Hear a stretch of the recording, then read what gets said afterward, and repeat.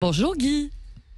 Bonjour Laurence. J'en profite pour rappeler Bonjour à tous. Bonjour. J'en profite pour rappeler que vous jouez au Festival d'Avignon tous les jours à 12h30. Carl et Guitou, c'est le nom de votre spectacle et c'est au Théâtre du Chien qui fume. Alors dites-moi Guy, cette chronique de l'Euro là que vous avez débuté depuis le début juillet, il n'y a pas de match depuis 2 jours. Ça ne doit pas être totalement évident pour vous là en ce moment, non ? Non Laurence, c'est pas très facile, d'autant qu'étrangement, alors qu'il reste la finale à jouer demain soir, on a l'impression d'être déjà sorti de l'Euro, qu'il est terminé, déjà loin. La preuve, c'est qu'on commence à s'intéresser de nouveau à la Ligue 1, aux transferts. Et hier, sur les réseaux sociaux, on parlait davantage du mercato de l'OM que de l'Euro, c'est vous dire.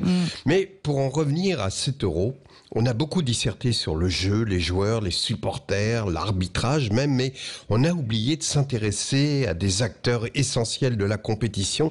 Je veux parler des objets, c'est-à-dire les cartons de toutes les couleurs et les ballons. Et ce matin, je vais vous démontrer que ces objets inanimés ont une âme.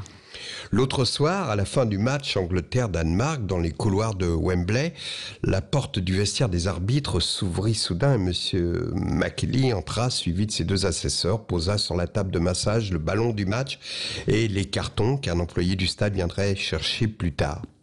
Puis, après avoir pris une douche sommaire, les 3 arbitres quittèrent rapidement le vestiaire pour aller dîner et une fois qu'ils furent sûrs d'être seuls, le ballon s'adressa au carton sur la table de massage. « Ça va les gars ?»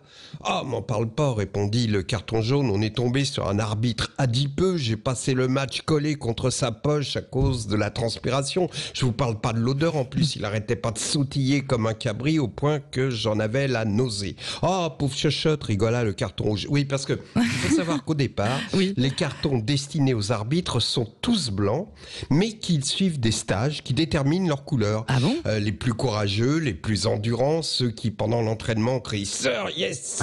deviennent des cartons rouges. Ceux qui sont un peu moins motivés deviennent des cartons jaunes. Et puis, il y a les plus sensibles qui échouent aux épreuves commando parce qu'ils supportent pas la douleur. Ceux-là deviennent des cartons verts qui feront entrer les soigneurs et la civière. « Et toi, le ballon ?» demanda le carton jaune. « Tu t'es bien amusé ?» Eh bien, écoutez les gars, au départ, j'étais sceptique parce que nous, les ballons, on n'aime pas l'Euro parce qu'il y a beaucoup trop d'équipes qui nous frappent sans finesse. Vous avez vu dans quel état sont les ballons à la fin des matchs de la Macédoine du Nord, de l'Écosse, du Pays de Galles. Non, nous, les ballons, on a besoin de tendresse. Et évidemment, j'aurais préféré jouer la Copa América parce que les Sud-Américains nous aiment tellement.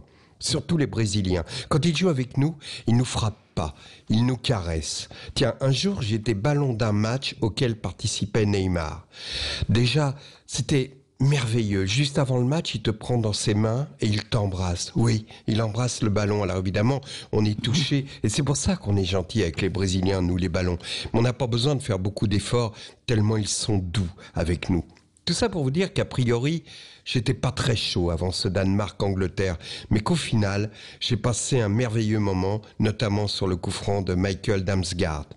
Et le ballon du match raconta alors longuement au carton comment il avait vécu ce match. C'est passionnant, mais comme je suis trop long, je note tout. Je vous promets que je vous raconterai ça demain matin. Ah bah on attend ça avec impatience. C'est très poétique. J'aime beaucoup le fait de faire parler les objets inanimés, d'être dans la tête d'un carton ou d'un ballon finalement. On vous retrouve demain de toute façon Guy. À demain, merci, forcément. bonne journée. Et puis bon spectacle à Avignon tout à l'heure. Merci beaucoup. Merci Laurent.